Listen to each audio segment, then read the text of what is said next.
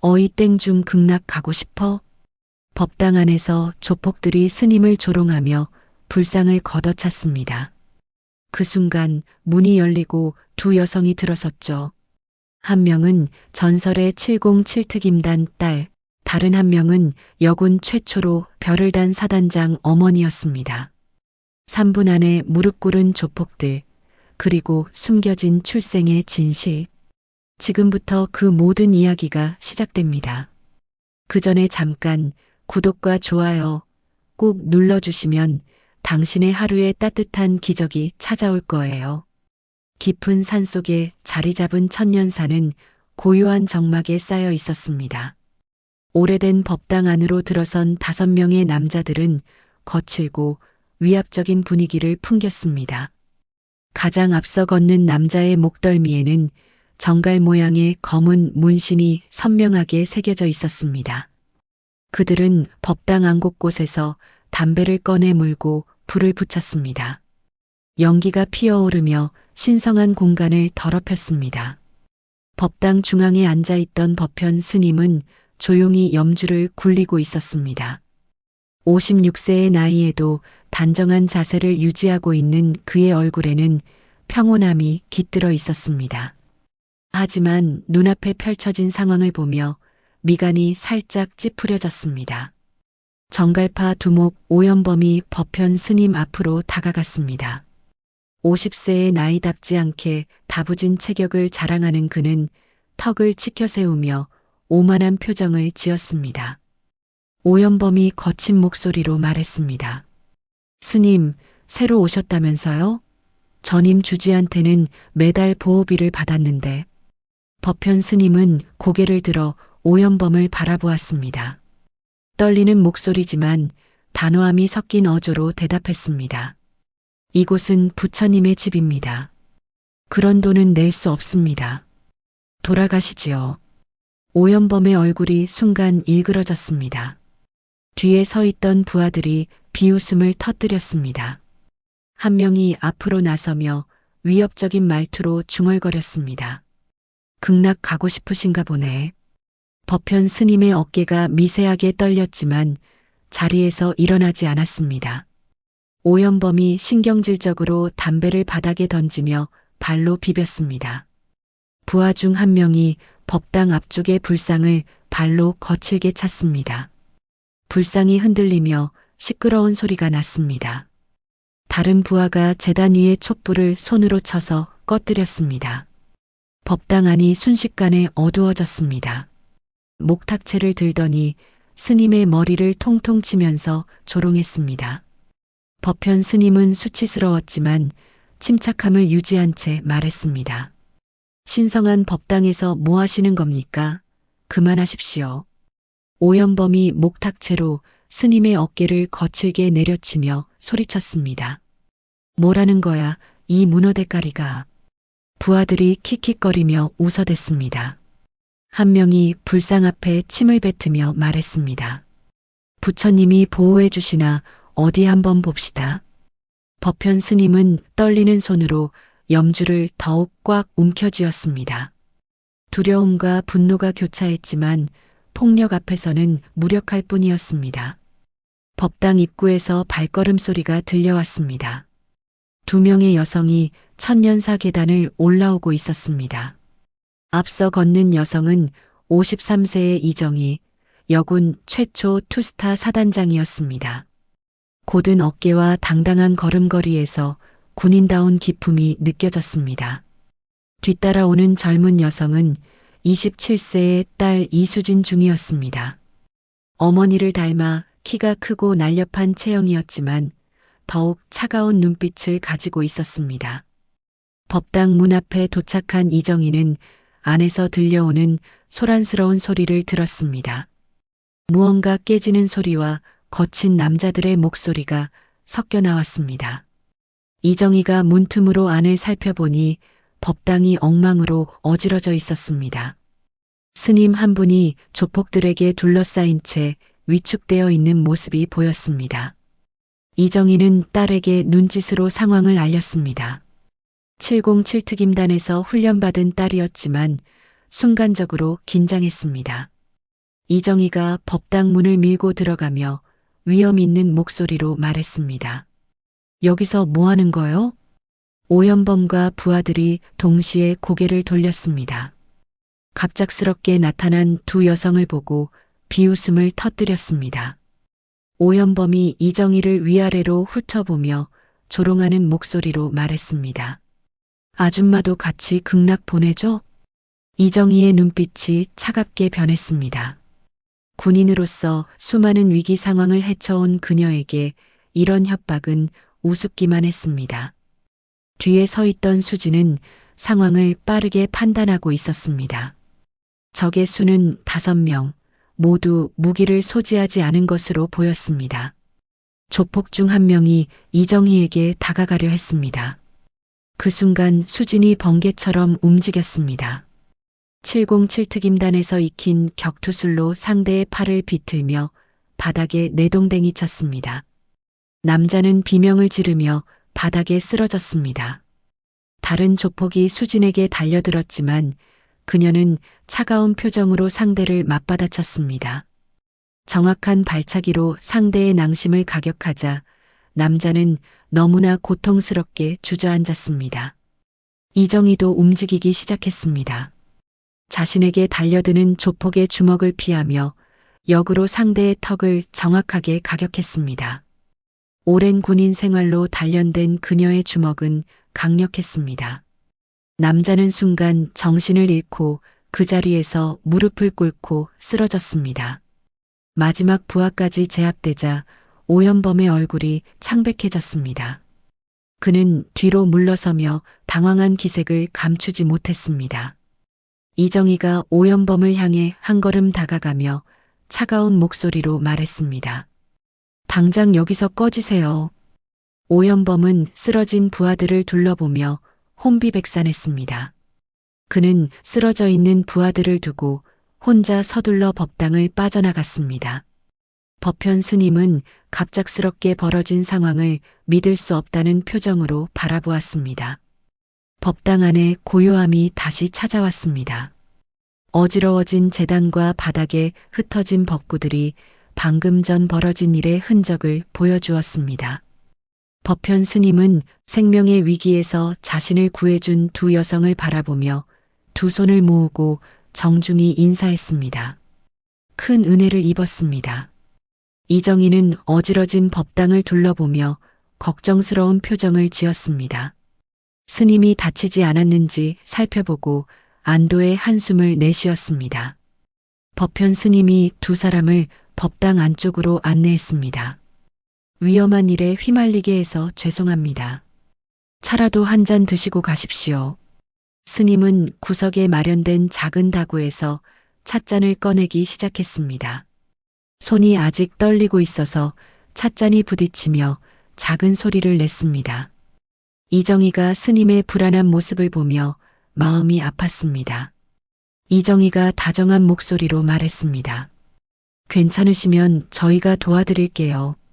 법현 스님이 고개를 들어 이정희를 바라보았습니다.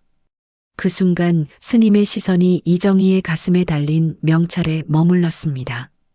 이정희라고 적힌 글자가 또렷하게 보였습니다. 스님의 눈이 점점 커지며 놀라움의 표정이 스쳤습니다. 찻잔을 들고 있던 스님의 손이 심하게 떨리기 시작했습니다. 찻잔이 손에서 빠져나와 바닥에 떨어져 깨졌습니다. 도자기 조각들이 바닥에 흩어지며 청명한 소리를 냈습니다. 법현 스님의 입에서 작고 떨리는 목소리가 흘러나왔습니다. 정희야. 그 목소리는 너무나 작아서 거의 중얼거림에 가까웠습니다. 하지만 이정희의 귀에는 분명하게 들렸습니다. 28년이라는 긴 세월이 흘렀지만 그 목소리는 여전히 익숙했습니다. 이정희의 온몸에 전율이 흘렀습니다. 이정희가 스님의 얼굴을 자세히 들여다보았습니다. 삭발한 머리와 주름이 늘어난 얼굴이지만 그 눈빛만은 변하지 않았습니다. 어린 시절부터 알던 그 따뜻하면서도 슬픈 눈빛이었습니다. 이정희의 입에서도 떨리는 목소리가 나왔습니다. 민호 씨, 정말 민호 씨 맞아? 두 사람은 서로를 바라보며 말을 잇지 못했습니다.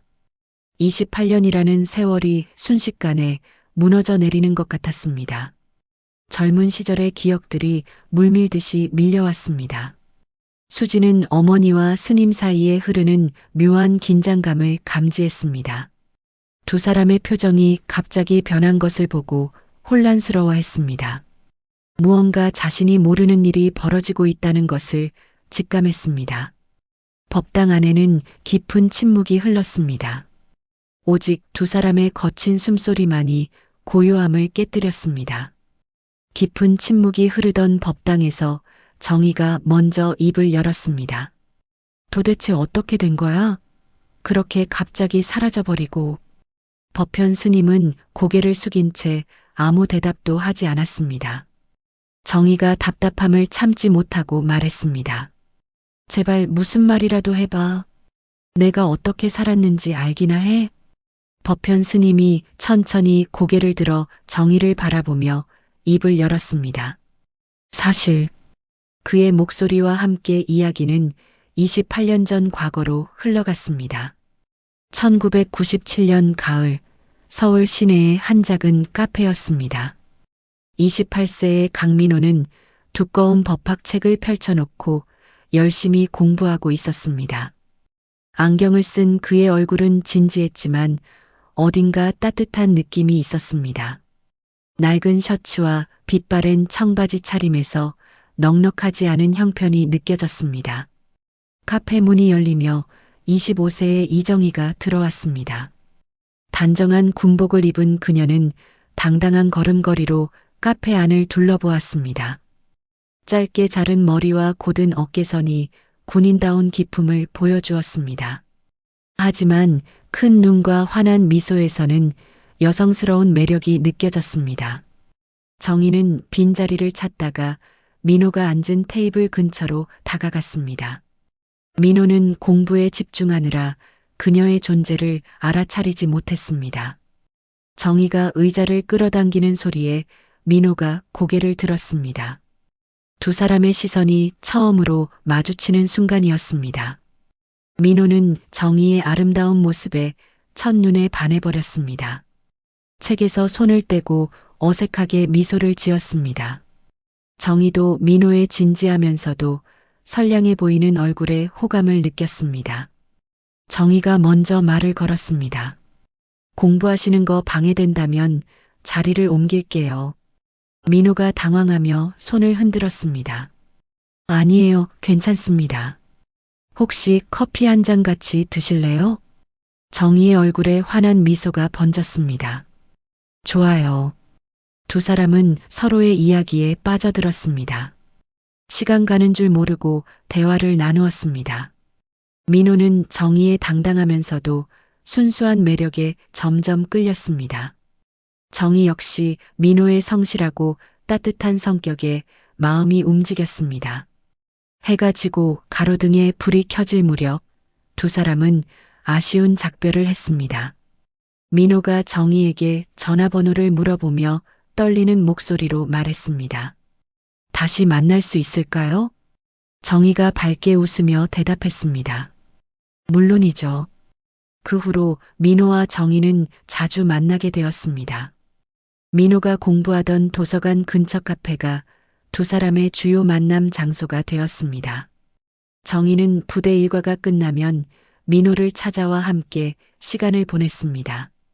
민호 역시 공부 중간중간 정희에게 전화를 걸어 안부를 물었습니다. 어느 따뜻한 봄날 저녁 두 사람은 한강공원을 걸으며 대화를 나누었습니다. 민호가 정희에게 자신의 가족 이야기를 털어놓았습니다. 부모님이 운영하는 작은 식당은 손님이 많지 않아 항상 어려웠다고 했습니다. 그럼에도 불구하고 아버지와 어머니는 아들의 공부를 위해 밤낮으로 일하고 계셨습니다. 민호의 목소리에는 부모님에 대한 깊은 사랑과 고마움이 담겨 있었습니다. 언젠가 판사가 되면 부모님께 편안한 생활을 선물하고 싶어. 정희는 민호의 효심 깊은 모습에 더욱 감동했습니다. 자신도 어린 시절 아버지를 여의고 어머니 혼자서 힘겹게 자신을 키웠다는 이야기를 했습니다. 그래서 군인이 되어 나라와 어머니를 지키고 싶다는 꿈을 갖게 되었다고 말했습니다. 정희가 민호의 손을 잡으며 따뜻하게 말했습니다. 민호 씨 꿈을 응원할게요. 꼭 이루실 거예요. 민호는 정희의 격려에 큰 힘을 얻었습니다. 공부가 힘들고 지칠 때마다 정희의 응원이 큰 위로가 되었습니다. 정희 역시 힘든 훈련과 군 생활 중에 민호의 따뜻한 말 한마디가 큰 격려가 되었습니다. 두 사람은 서로의 든든한 지지자가 되어갔습니다. 민호는 정희가 부대에서 겪는 어려움을 들어주며 위로했습니다. 정희는 민호의 공부를 도와주며 함께 미래를 그려나갔습니다. 주말이면 두 사람은 민호의 부모님이 운영하는 식당을 찾았습니다. 민호의 어머니는 정희를 친딸처럼 반겨주셨습니다. 아버지도 정희의 당당하고 예의 바른 모습을 매우 좋아하셨습니다. 민호의 어머니가 정희에게 음식을 차려주며 말씀하셨습니다. 우리 민호가 좋은 사람 만났네요. 정희 씨 덕분에 공부도 더 열심히 하는 것 같아요. 정희는 부모님의 따뜻한 관심에 감사했습니다. 일찍 아버지를 잃은 그녀에게는 민호의 아버지가 친아버지처럼 느껴졌습니다. 민호의 어머니도 자신의 어머니처럼 다정하게 돌봐주셨습니다. 민호는 정희가 자신의 가족과 잘 어울리는 모습을 보며 행복했습니다. 정희 역시 민호의 가족이 자신을 진심으로 받아들여주는 것을 느꼈습니다. 계절이 바뀌어 가을이 되었습니다. 민호와 정희의 사랑은 더욱 깊어졌습니다. 두 사람은 서로 없으면 안 될 존재가 되어 있었습니다. 함께 보내는 시간들은 모두 소중하고 행복한 추억이 되었습니다. 1998년 가을, 민호와 정희가 처음 만난 지 1년이 되는 날이었습니다. 민호는 이 특별한 날을 위해 몇 달 전부터 준비를 해왔습니다. 아르바이트로 번 돈을 조금씩 모아서 정희에게 줄 선물을 마련했습니다. 작은 보석 상자 안에는 비싸진 않지만 진심이 담긴 은반지가 들어 있었습니다. 민호는 정희와 처음 만났던 그 카페로 그녀를 데려갔습니다. 같은 자리, 같은 테이블에 앉아 1년 전을 추억했습니다. 정희는 민호가 왜 이곳을 택했는지 금세 알아차리고 감동했습니다. 민호가 떨리는 손으로 작은 상자를 꺼냈습니다. 정희야, 우리가 만난 지 1년이 되었어. 정희의 눈이 커졌습니다. 상자를 열어보니 작지만 아름다운 은반지가 들어 있었습니다. 반지에는 작은 하트 모양이 새겨져 있었습니다. 민호가 진지한 표정으로 정희의 손을 잡았습니다. 나와 결혼해 줄래? 지금은 부족하지만 항상 행복하게 해줄게. 정희의 눈에 눈물이 고였습니다. 민호의 진심이 담긴 프로포즈에 가슴이 뜨거워졌습니다. 그녀는 고개를 끄덕이며 환한 미소를 지었습니다. 정희가 감동에 젖은 목소리로 대답했습니다. 네, 좋아요. 민호 씨와 함께 할게요. 민호는 정희의 손가락에 반지를 끼워 주었습니다. 작은 반지였지만 두 사람의 사랑을 상징하는 소중한 약속이었습니다. 정희는 반지를 바라보며 행복에 겨운 미소를 지었습니다.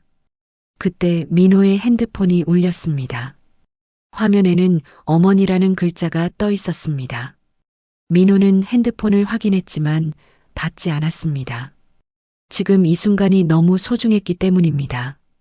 잠시 후 문자 메시지가 왔습니다. 민호가 문자를 확인해 보니 가게로 급히 와달라는 내용이었습니다. 민호는 휴대폰을 무음으로 바꿨습니다. 오늘은 정희에게만 집중하고 싶었기 때문입니다. 같은 시각 조폭들이 민호네 부모님의 식당 문을 거칠게 두들기고 있었습니다. 조폭들은 결국 잠겨있는 문을 부수고 들어왔습니다. 앞서 걸어오는 남자의 목덜미에는 정갈 문신이 선명하게 보였습니다. 정갈파 조직원들이었습니다. 정갈파 행동대장 오연범이 식당 안을 둘러보며 거만한 표정을 지었습니다. 뒤따라온 부하들은 의자를 거칠게 끌어당기며 자리에 앉았습니다. 오연범이 낮은 목소리로 말했습니다. 이제 그만 도장 찍고 끝냅시다. 민호의 아버지가 떨리는 목소리로 대답했습니다. 시간을 좀 주세요. 갑자기 나가라고 하시면 어떻게 해요? 오연범이 민호의 아버지의 뺨을 툭툭 치며 비웃었습니다. 아니 갑자기라니 우리가 몇 번을 여기 찾아왔는데? 다른 조폭이 식당 벽에 걸린 액자를 떨어뜨렸습니다. 유리가 깨지며 바닥에 흩어졌습니다. 민호의 부모님은 겁에 질린 채 서로를 끌어안았습니다. 부하들이 식당 곳곳에 물건들을 집어던지기 시작했습니다. 접시들이 바닥에 떨어져 깨졌습니다. 민호의 어머니가 울먹이며 다시 아들에게 전화를 걸었습니다. 손이 너무 떨려서 번호를 제대로 누르기 힘들었습니다. 여전히 아들은 전화를 받지 않았습니다. 민호의 어머니가 조폭들을 향해 소리쳤습니다. 그만하세요. 경찰을 부르겠어요. 오연범이 비웃으며 말했습니다. 경찰? 불러봐. 내가 경찰서장한테 갖다 준 돈이 얼만지 알아? 우리는 합법적으로 재개발 이야기하는 거니까. 민호의 어머니가 떨리는 손으로 경찰에 전화를 걸었습니다. 조폭들의 행동은 점점 더 거칠어졌습니다. 오연범이 부하에게 눈짓을 했습니다. 부하 중 한 명이 민호의 어머니에게 다가갔습니다. 민호의 아버지는 어머니를 보호하려고 부하의 앞을 막아섰습니다. 부하가 거친 목소리로 말했습니다. 아저씨, 나와봐. 아줌마랑 할 얘기가 있으니까. 민호의 아버지가 떨리는 목소리로 대답했습니다. 애 엄마는 건들지 마시오. 부하가 어이없어 하며 민호의 아버지를 옆으로 거칠게 밀어 넘어뜨렸습니다. 갑작스러운 힘에 민호의 아버지는 균형을 잃고 옆으로 넘어졌습니다. 민호의 아버지는 옆쪽 테이블의 날카로운 모서리에 머리를 박았습니다. 퍽 하는 소리와 함께 바닥에 쓰러졌습니다. 머리에서 피가 흘러나오기 시작했습니다. 민호의 어머니가 비명을 질렀습니다. 여보. 어머니는 쓰러진 아버지에게 달려가 무릎을 꿇었습니다. 피가 바닥에 점점 번져나갔습니다. 오연범은 전혀 당황하지 않고 부하에게 말했습니다. 야, 인주 가져와서 지장 찍어. 부하가 인주와 계약서를 가져왔습니다. 쓰러져 있는 민호의 아버지 손가락을 들어 계약서에 지장을 찍었습니다. 이제 됐다. 그만 가자. 오연범과 부하들은 만족해하며 자리를 떠났습니다. 민호의 어머니가 아버지를 흔들며 울부짖었습니다. 여보, 눈 떠요. 제발 눈 떠요. 하지만 아버지는 반응이 없었습니다. 숨소리도 들리지 않았습니다. 식당에는 민호의 어머니와 숨진 아버지만 남았습니다. 어머니는 아버지의 차가운 몸을 부여잡고 계속 울었습니다. 피가 바닥에 넓게 퍼져 있었습니다. 어머니가 떨리는 손으로 다시 아들에게 전화를 걸었습니다. 여전히 연결되지 않았습니다. 멀리서 경찰차 사이렌 소리가 들려왔습니다.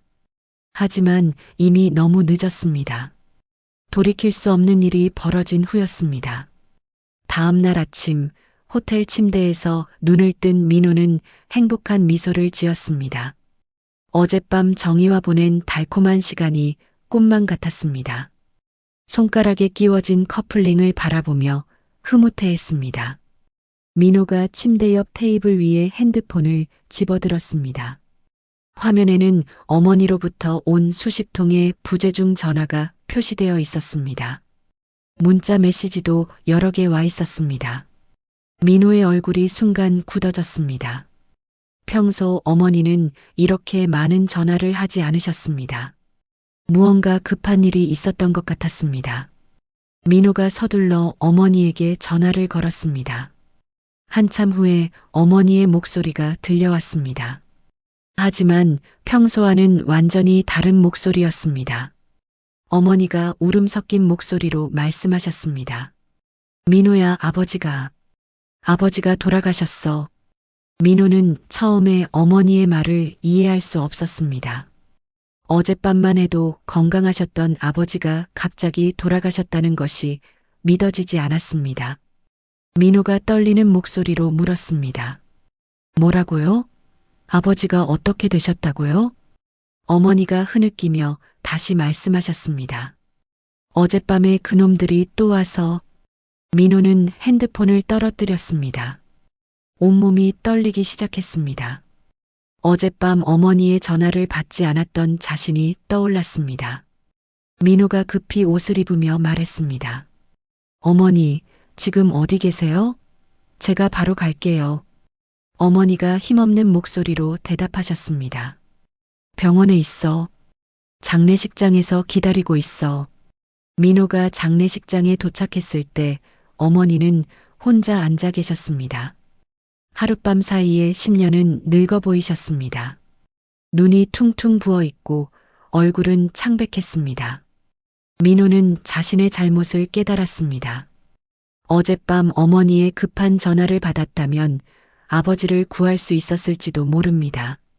자신이 정의에게만 신경 쓰느라 부모님을 외면했다는 생각이 들었습니다. 민호가 어머니의 손을 잡으며 말했습니다. 어머니, 제가 잘못했어요. 제가 전화를 받았어야 했는데. 어머니는 고개를 저으며 아무 말도 하지 않았습니다. 하지만 민호는 죄책감에서 벗어날 수 없었습니다.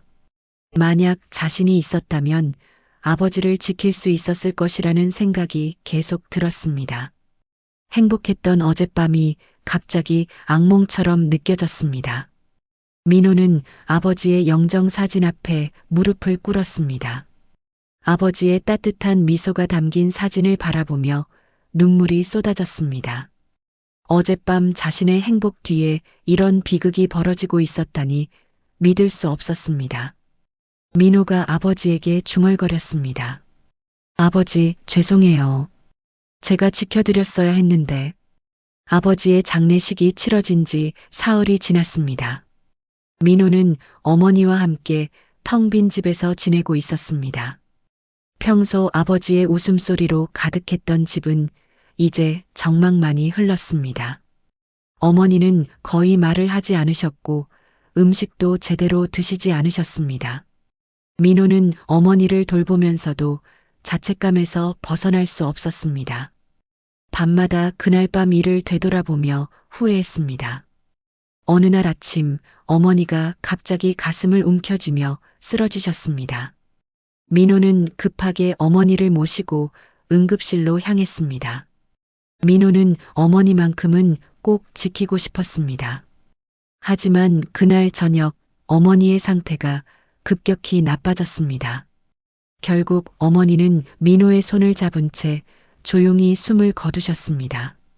며칠 사이에 부모님을 모두 잃은 민호는 완전히 무너졌습니다. 민호는 병원 복도에 주저앉아 하루 종일 울었습니다. 자신이 부모님을 죽였다는 생각에 사로잡혀 괴로워했습니다. 그날 밤 정의와 행복해했던 자신이 원망스러워서 이 모든 사실을 정의에게 한마디도 하지 않았습니다. 민호의 마음속에는 깊은 절망과 죄책감만 남았습니다. 민호는 집으로 돌아가 모든 것을 정리하기 시작했습니다. 사법고시 공부 자료들을 모두 버렸습니다. 정의와 함께 찍은 사진들도 모두 치웠습니다. 며칠 후 민호는 정의에게 헤어지자는 짧은 문자 하나만 남기고 집을 떠났습니다. 어디로 가는지도 말하지 않고 홀연히 사라졌습니다. 깊은 산속으로 들어가 속세를 등지기로 결심했습니다. 정의는 민호를 찾으려 노력했지만 흔적을 찾을 수 없었습니다. 민호가 떠난 지 한 달이 지났습니다.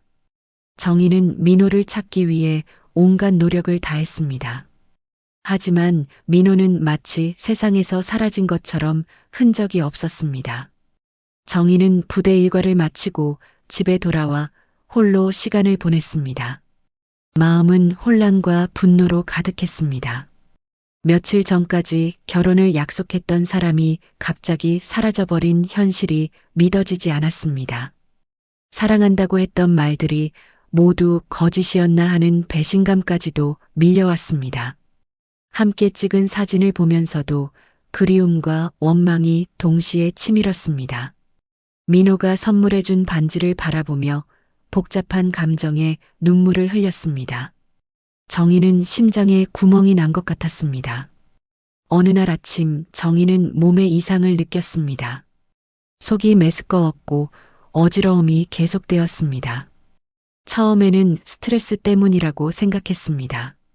하지만 증상이 며칠째 계속되자 병원을 찾았습니다. 의사가 검사 결과를 보며 정희에게 말했습니다. 축하드립니다. 임신 5주째입니다. 정희는 의사의 말을 듣고 깜짝 놀랐습니다.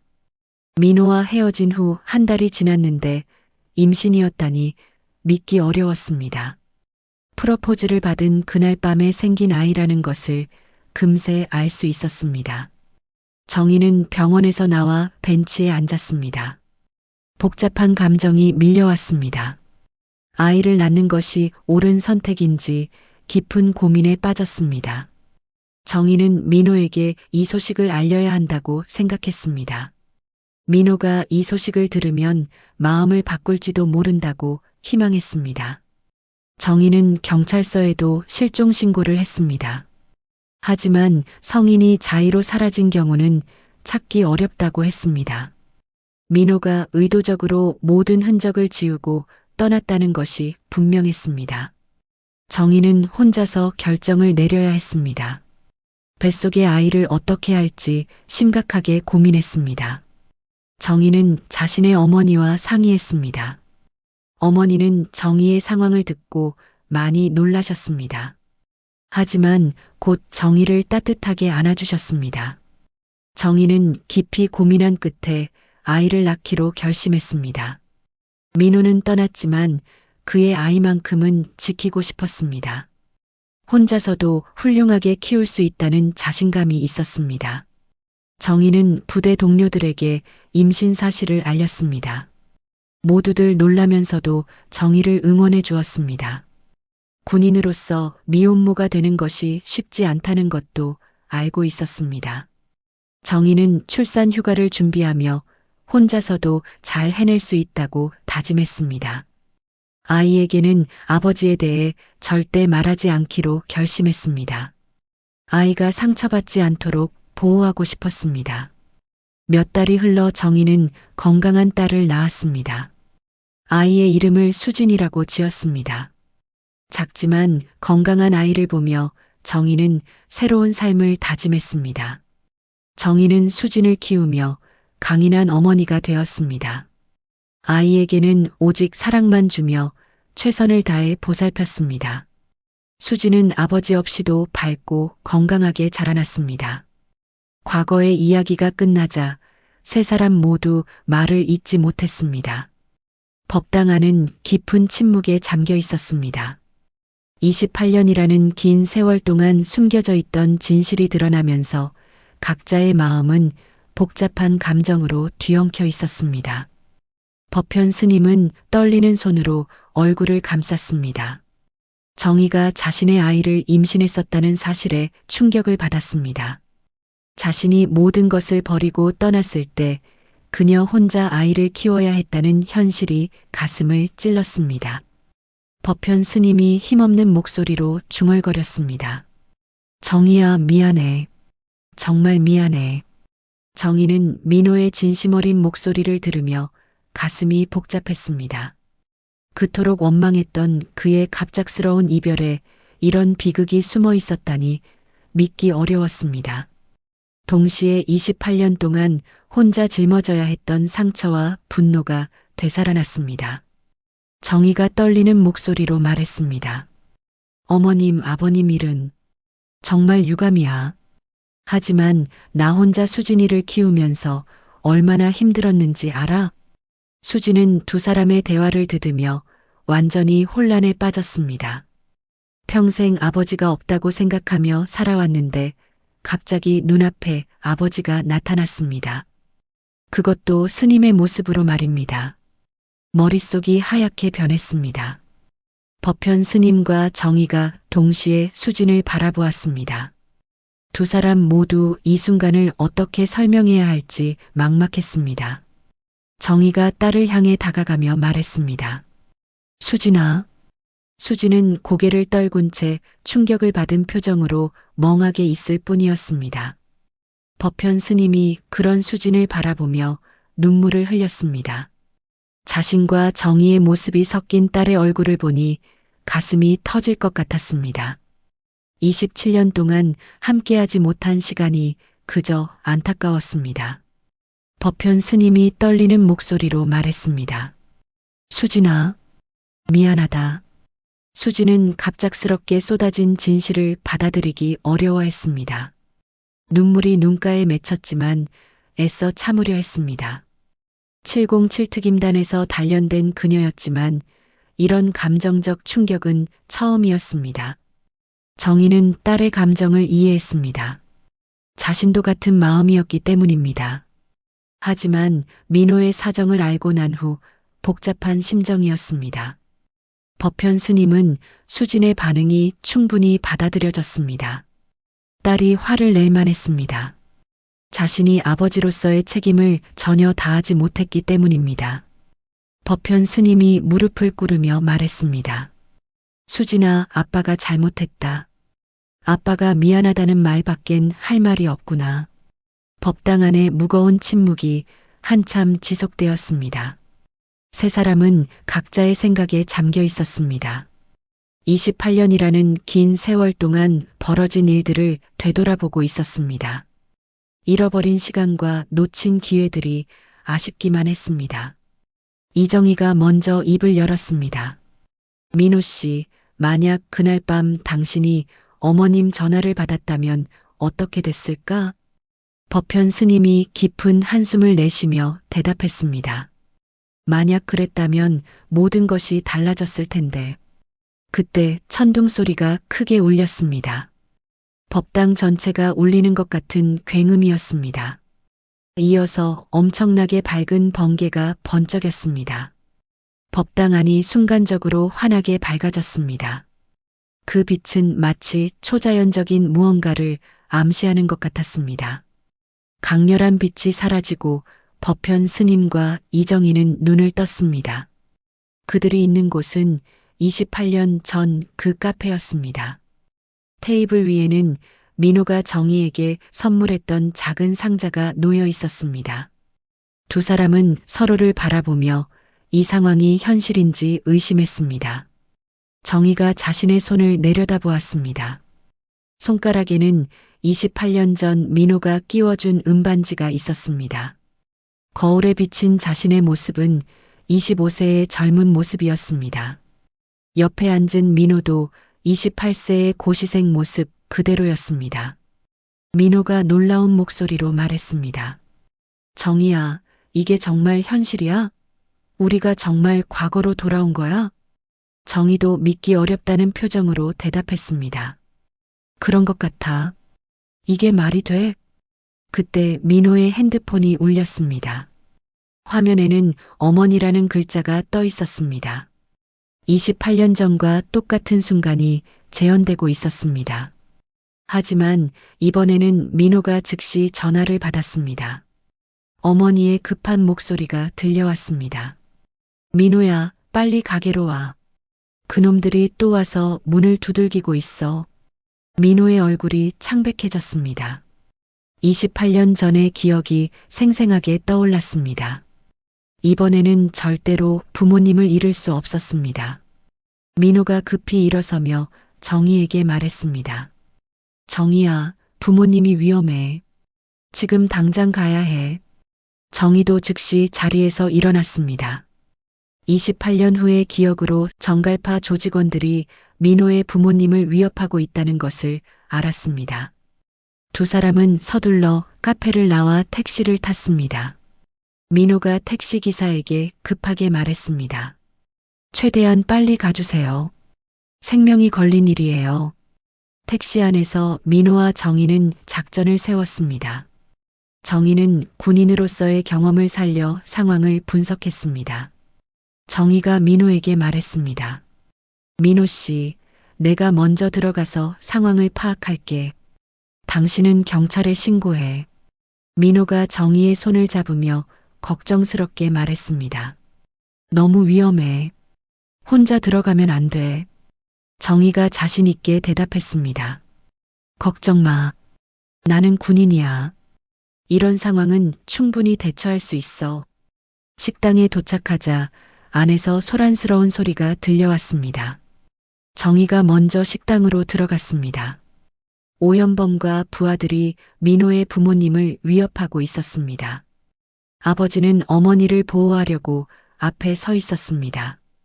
정희가 위험 있는 목소리로 말했습니다. 여기서 뭐 하는 거예요? 오연범이 정희를 보고 비웃었습니다. 아가씨도 같이 당하고 싶어? 그때 민호가 경찰과 함께 들어왔습니다. 미리 신고를 해둔 덕분에 경찰이 빠르게 출동할 수 있었습니다. 정갈파 조직원들은 갑작스러운 상황에 당황했습니다. 정희는 재빠르게 움직여 오연범을 제압했습니다. 다른 조직원들도 경찰과 민호가 협력하여 붙잡았습니다. 민호의 아버지가 놀란 표정으로 아들을 바라보았습니다. 민호야, 어떻게 이렇게 빨리 온 거야? 민호가 아버지를 껴안으며 말했습니다. 아버지, 괜찮으세요? 다치신 곳은 없으세요? 민호의 어머니도 아들과 정희에게 감사 인사를 했습니다. 정희야, 고마워. 너희가 아니었으면 큰일 날 뻔했어. 경찰이 조직원들을 연행해 가면서 오연범에게 말했습니다. 공갈협박과 업무방해 혐의로 체포합니다. 식당은 약간 어지러워졌지만 민호의 부모님은 무사했습니다. 28년 전과는 완전히 다른 결과였습니다. 민호는 감격에 겨워 눈물을 흘렸습니다. 민호가 부모님께 말씀드렸습니다. 아버지, 어머니, 이제 안전해요. 제가 꼭 지켜드릴게요. 부모님을 구한 지 2개월이 지났습니다. 민호는 사법고시 공부에 더욱 집중할 수 있게 되었습니다.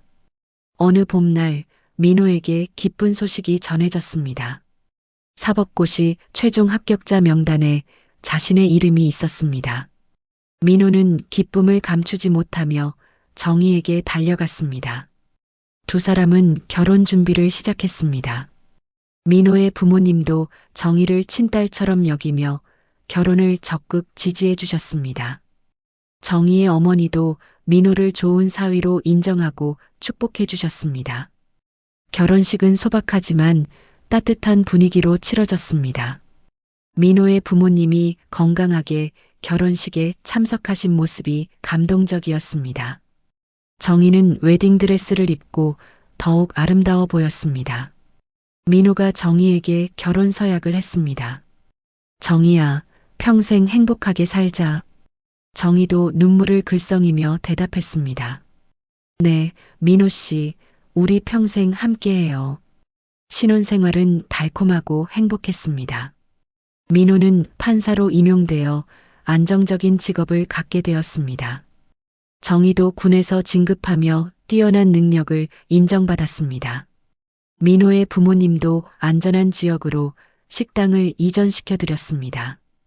28년 전과는 완전히 다른 행복한 삶이 펼쳐지고 있었습니다. 모든 것이 완벽해 보였습니다. 하지만 이들은 아직 모르고 있었습니다. 과거를 바꾼 대가가 무엇일지. 결혼한 지 1년이 지난 어느 날 정희에게 새로운 임무가 주어졌습니다.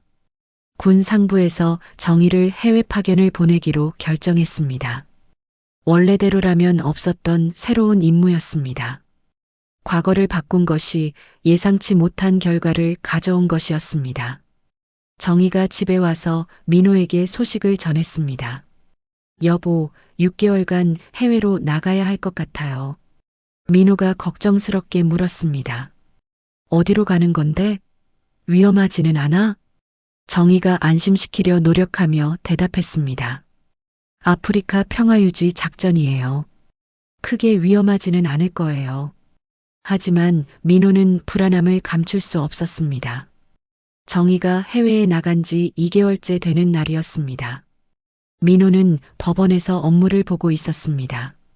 평소와 다름없는 하루가 될 것이라고 생각했습니다. 하지만 오후 2시경 급한 전화가 걸려왔습니다. 전화를 받은 민호의 얼굴이 순간 창백해졌습니다. 군 관계자의 목소리가 떨리며 들려왔습니다. 이정희 중위가 훈련 중 큰 사고를 당했습니다. 민호는 손에서 전화기를 떨어뜨렸습니다. 주변의 모든 소리가 멀게 들렸습니다. 무슨 일이 벌어진 것인지 정확히 파악할 수 없었습니다. 민호가 떨리는 목소리로 물었습니다. 무슨 사고요? 정희가 어떻게 된 거예요? 군 관계자가 심각한 목소리로 대답했습니다. 폭발물 제거 훈련 중 예상치 못한 폭발이 있었습니다. 지금 응급실에 있습니다. 민호는 즉시 모든 일을 중단하고 공항으로 향했습니다. 가장 빠른 항공편으로 정희가 있는 병원으로 향했습니다. 비행기 안에서 민호는 계속 기도했습니다. 정희가 무사하기를 간절히 바랐습니다. 12시간 후 민호는 해외 군 병원에 도착했습니다. 응급실 앞에서 의료진들이 분주하게 움직이고 있었습니다. 민호는 가장 먼저 정희를 찾았고 상태를 물었습니다. 여보 괜찮아? 어떻게 된 거야? 의사는 뭐래? 정희는 아프지만 최대한 내색하지 않으며 대답했습니다. 응, 난 괜찮아. 많이 놀랬지? 미안해. 나도 결과를 기다리고 있는 중이야. 그때 담당 의사가 민호와 정희를 찾아와 설명했습니다. 이정희 중위가 폭발로 인해 심한 외상을 입었습니다. 생명은 건졌지만 상태가 심각합니다. 민호가 다급하게 물었습니다. 어떤 부상인가요? 회복될 수 있나요? 의사가 무거운 표정으로 대답했습니다. 외부 상처는 치료할 수 있지만 내부 장기에 손상이 있습니다. 폭발로 인한 내상으로 자궁에 심각한 손상을 입었습니다. 정희와 민호는 의사의 말을 이해하지 못했습니다. 의사가 더 구체적으로 설명했습니다. 앞으로 임신이 어려울 것 같습니다.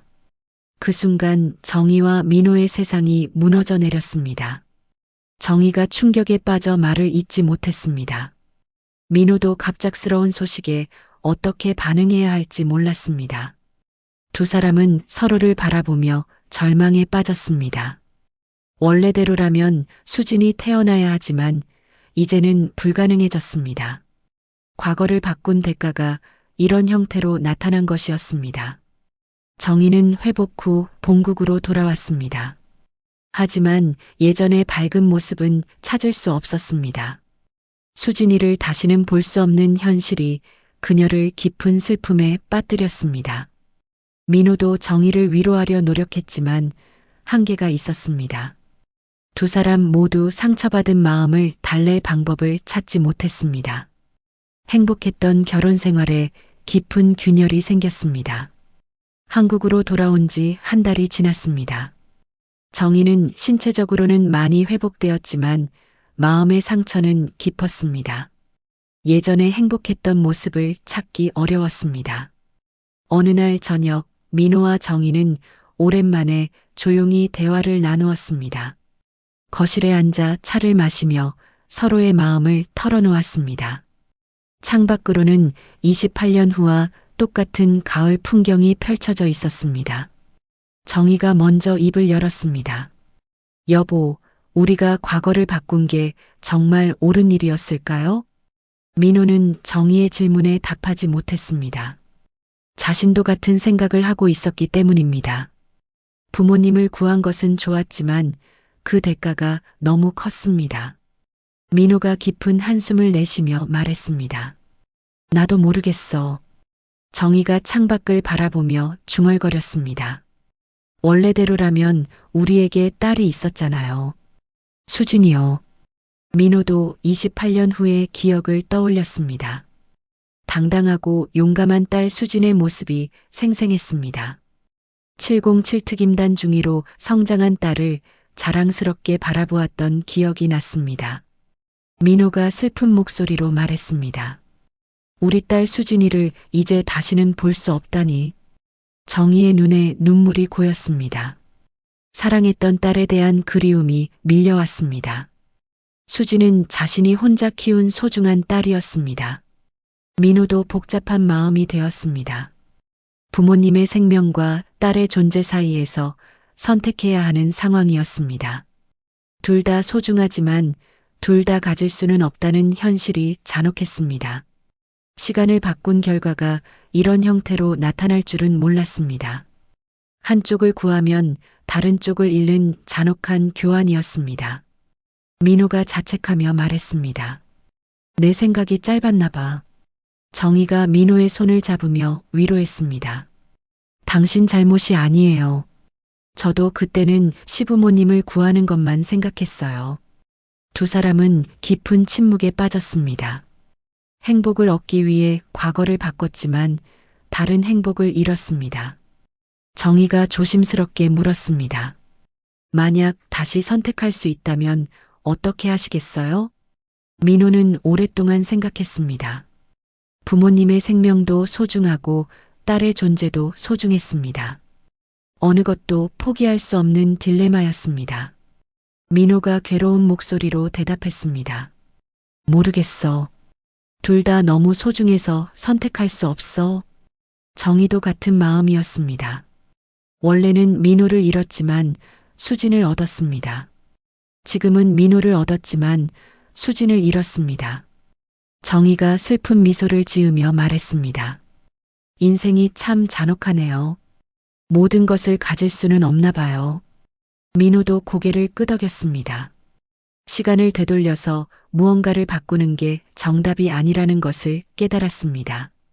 무언가를 바꾸면 반드시 다른 무언가를 잃게 되는 법칙이 있는 것 같았습니다. 그때 밖에서 다시 바람소리가 들리기 시작했습니다. 28년 후 시간 여행을 할 때와 비슷한 날씨 변화였습니다. 두 사람은 서로를 바라보며 무언가를 예감했습니다. 민호가 놀란 목소리로 말했습니다. 이거 그때 겪었던 것과 똑같아. 정희도 기억을 떠올리며 고개를 끄덕였습니다. 천년사 법당에서 경험했던 그 신비로운 현상이 다시 일어나고 있었습니다. 무언가 초자연적인 일이 벌어지려는 징조였습니다. 번개가 번쩍이며 집안을 환하게 비췄습니다. 하지만 이번 번개는 저번보다 더 강렬했습니다. 마치 하늘이 갈라지는 것처럼 강력한 빛이었습니다. 빛이 점점 더 강해지며 두 사람을 완전히 감쌌습니다. 강렬한 폭풍 속에서 두 사람은 다시 시간의 틈새로 빨려 들어갔습니다. 강렬한 빛이 사라지고 민호와 정희는 눈을 떴습니다. 그들이 있는 곳은 천년사 법당이었습니다. 차를 마시던 바로 그 순간으로 돌아와 있었습니다. 테이블 위에는 아직 김이 나는 차가 그대로 놓여 있었습니다. 수진이 여전히 부모님 곁에 앉아 있었습니다. 그녀는 부모님의 갑작스러운 표정 변화를 보며 의아해했습니다. 방금 전까지 과거 이야기를 나누던 중이었는데 갑자기 분위기가 달라졌습니다. 법현 스님이 정희를 바라보며 놀란 표정을 지었습니다. 방금 전까지와는 다른 묘한 느낌이 들었습니다. 마치 오랜 시간이 흘렀다가 다시 돌아온 것 같은 기분이었습니다. 정희도 주위를 둘러보며 혼란스러워했습니다. 분명히 28년 전으로 돌아가서 여러 가지 일들을 겪었는데 다시 현재로 돌아와 있었습니다. 하지만 그 모든 일이 꿈이었는지 현실이었는지 확신할 수 없었습니다. 수진이 걱정스러운 목소리로 물었습니다. 두 분 다 괜찮으세요? 갑자기 표정이 이상해지셨는데요. 민호와 정희는 서로를 바라보며 무언의 소통을 했습니다. 두 사람 모두 똑같은 경험을 한 것이 분명했습니다. 28년 전으로 돌아가서 부모님을 구하고 결혼했던 기억이 생생했습니다. 정희가 조심스럽게 민호에게 물었습니다. 민호 씨, 혹시 당신도 방금 전 민호가 고개를 끄덕이며 대답했습니다. 응, 나도 같은 것을 경험했어. 28년 전으로 돌아가서. 하지만 문장을 끝까지 말하지 못했습니다. 수진 앞에서 시간여행 이야기를 하기에는 너무 믿기 어려운 일이었습니다. 수진은 부모님의 이상한 행동을 계속 지켜보았습니다. 뭔가 자신이 모르는 일이 벌어진 것 같았지만 정확히 알 수는 없었습니다. 단지 두 분 사이에 묘한 기류가 흐르고 있다는 것만 느꼈습니다. 법현 스님이 차를 한 모금 마시며 생각에 잠겼습니다. 방금 전까지의 기억들이 너무나 생생했습니다. 과거로 돌아가서 부모님을 구하고 정의와 행복하게 살았던 기억들이었습니다. 정의도 자신의 기억을 정리하려 노력했습니다. 민호가 수진을 바라보며 감회에 젖었습니다. 바뀐 과거에서는 만날 수 없었던 딸이 지금 눈앞에 앉아 있었습니다. 수진의 존재 자체가 현재의 소중함을 보여주고 있었습니다. 정의도 딸을 바라보며 비슷한 마음이 되었습니다. 27년 동안 혼자 키운 소중한 딸이 여기 있었습니다. 다른 선택을 했다면 수진을 잃을 수도 있었다는 것을 깨달았습니다. 법당 안에는 다시 고요함이 찾아왔습니다. 28년의 세월이 그대로 흘러 있었고 현실은 변하지 않았습니다. 하지만 민호와 정의의 마음속에는 새로운 깨달음이 자리 잡고 있었습니다. 정의가 수진의 손을 잡으며 말했습니다. 수진아, 엄마가 너를 얼마나 사랑하는지 알고 있지? 수진이 어머니의 갑작스러운 애정 표현에 놀라며 대답했습니다. 물론이죠, 엄마. 그런데 왜 갑자기 그런 말씀을 하세요? 법현 스님이 깊은 숨을 들이쉬며 마음을 정리했습니다. 시간 여행을 통해 다른 가능성들을 경험해 본 후 많은 것을 깨달았습니다. 과거를 바꾸려고 해도 완벽한 해답은 없다는 것을 알았습니다. 어떤 선택을 해도 반드시 잃는 것이 있다는 진실을 받아들였습니다. 정의가 따뜻한 목소리로 말했습니다. 민호 씨, 그때 당신이 선택한 길도 이해해요. 부모님을 잃은 슬픔이 얼마나 컸을지 알겠어요. 수진은 부모님의 대화를 들으며 점점 이해하기 시작했습니다. 아버지가 왜 출가를 선택했는지 그 마음의 깊이를 느꼈습니다. 어머니가 혼자서 자신을 키우며 얼마나 힘들었을지도 생각했습니다. 법현 스님이 수진에게 말했습니다. 수진아, 너를 아빠 없이 크게 해서 정말 미안해. 그래도 엄마가 훌륭하게 키워서 다행이구나. 수진이 눈물을 글썽이며 대답했습니다. 아버지, 이제 이해해요. 그때는 너무 힘드셨을 거예요. 정의가 딸의 손을 잡으며 말했습니다. 수진아, 엄마도 때로는 아빠가 그리웠어. 하지만 너가 있어서 행복했어. 법현 스님은 시간여행에서 깨달은 것을 떠올렸습니다. 부모님을 구하고 정의와 행복하게 살았지만 수진을 잃었던 기억이었습니다. 현재의 수진이 얼마나 소중한 존재인지 새삼 깨달았습니다. 법현 스님이 감격스러운 목소리로 말했습니다. 지금 이 순간이 바로 극락이구나. 가족이 함께 있는 이 순간 말이야. 정의도 깊이 공감하며 고개를 끄덕였습니다. 부족한 것만 생각하며 살았는데 이미 충분히 행복했다는 것을 알았습니다. 28년이라는 세월이 아깝지만 지금부터라도 함께할 수 있다는 것에 감사했습니다. 수진이 부모님을 번갈아 보며 말했습니다. 어머니, 아버지, 이제 우리 진짜 가족이 된 거죠? 법현 스님이 눈물을 흘리며 대답했습니다. 그래. 늦었지만 이제 진정한 가족이 되었어. 정의도 눈물을 닦으며 말했습니다. 우리 세 사람이 함께 있으니 더 바랄 것이 없어요. 법현 스님은 과거에 대한 후회를 내려놓기로 했습니다. 시간 여행을 통해 과거를 바꿔도 완벽한 행복은 없다는 것을 깨달았기 때문입니다. 현재를 받아들이고 앞으로의 시간을 소중히 여기기로 결심했습니다. 정의도 마찬가지였습니다. 민호를 원망했던 마음이 완전히 사라졌습니다. 그 대신 함께 보낼 수 있는 시간들에 대한 감사함이 마음에 가득했습니다. 수진이 두 부모님의 손을 잡으며 말했습니다. 앞으로 자주 만나요. 28년을 못 본 만큼 더 많이 만나서 이야기해요.